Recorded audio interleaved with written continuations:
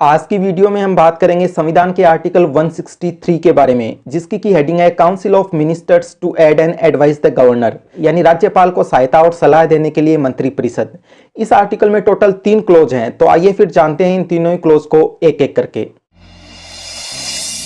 Article 163 का close 1 सबसे पहले तो यह कहता है कि राज्यपाल को सहायता करने और उनको सलाह देने के लिए एक काउंसिल ऑफ मिनिस्टर्स यानी एक मंत्रिपरिषद होगी, जिसका की हेड होगा चीफ मिनिस्टर यानी मुख्यमंत्री। इसका सीधा सा मतलब यह निकाला जा सकता है कि राज्यपाल जो है वह अपने फंक्शंस को एक्सरसाइज करते समय यानी अपने कृत्यों का प्रयोग करते समय इस मंत्रिपरिषद की सलाह के मुताबिक ही कार्य करेंगे। हालांकि इसका एक एक्सेप्शन भी है, और वह एक्सेप्शन यह है कि हमारे संविधान में अगर कहीं भी यह लिखा हुआ है कि गवर्नर अपने फंक्शंस अपने डिस्क्रिप्शन यानी अपने विवेक से करें, तो इस तरह की सिचुएशन में तो राज्यपाल अपनी मर्जी से डिसीजन ले सकते हैं। लेकिन इस एक पर्टिकुलर एक्सेप्शन को छोड़ दिया जाए तो बाकी हर एक सिचुएशन में गवर्नर को अपने फंक्शंस को एक्सरसाइज करते समय काउंसिल ऑफ मिनिस्टर्स की जो एडवाइस होगी यानी मंत्रिपरिषद की जो सलाह होगी उसके मुताबिक ही कार्य करना पड़ेगा। बात करें अब आर्टिकल 163 के प्रैक्टिकल इंपैक्ट की, तो इस आर्टिकल का प्रैक्टिकल इंपैक्ट यह होता है कि हमारे कॉन्स्टिट्यूशन में जहां भी सेटिस्फेक्शन ऑफ गवर्नर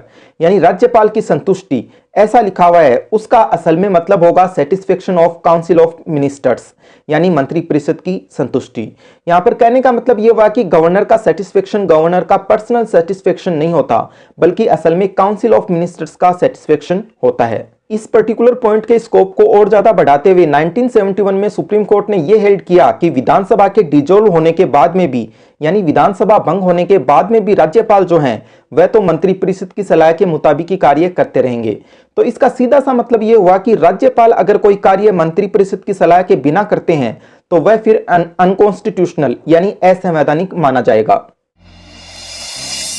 आर्टिकल 163 का क्लोज 2 यह कहता है कि अगर कभी भी इस संबंध में कोई सवाल उठे कि किसी पर्टिकुलर मैटर के संबंध में गवर्नर को अपने डिस्क्रिप्शन से कार्य करने की आजादी है या नहीं, तो इस संबंध में डिसीजन लेने का अधिकार होगा खुद गवर्नर को ही। कहने का मतलब कि गवर्नर अपने डिस्क्रिप्शन से खुद ही डिसाइड करेंगे कि किसी पर्टिकुलर मैटर के संबंध में उन्हें डिस्क्रिप्शन से कार्य करने की आजादी है या नहीं, और वह जो भी डिसीजन लेंगे वह पूरी तरह से फाइनल होगा। मतलब कि गवर्नर के इस तरह के डिसीजन को कहीं भी चुनौती नहीं दी जा सकती।